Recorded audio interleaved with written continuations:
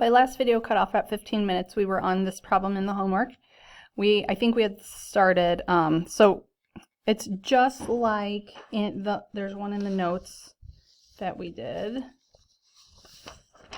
This one. It's just like this one. So we're going to do that one more time, just as another example, where you're going to first find the sum of the interior angles. These are interior angles. I know that because they're inside of the figure. So I want to use the interior angle formula, sum equals n minus 2 times 180. I have 1, 2, 3, 4, 5, 6 sides, so I plug 6 in. 6 minus 2 is 4, and I take 4 times 180 to get 720.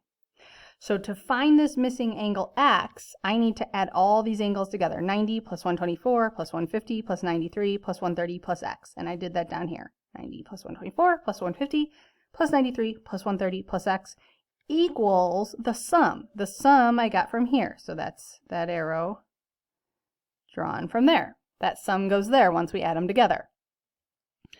I simplify, add all my like terms, all these numbers to get 587 plus x equals 720. I want x by itself, so I subtract 587 from both sides. That's just a dot from me touching. It's not a negative. That's a positive 587, so I'm subtracting 587 from both sides, and x equals 133. So that's what you will do on these three. First find the sum, then add all your angles together, set it equal to the sum, and solve for your variable.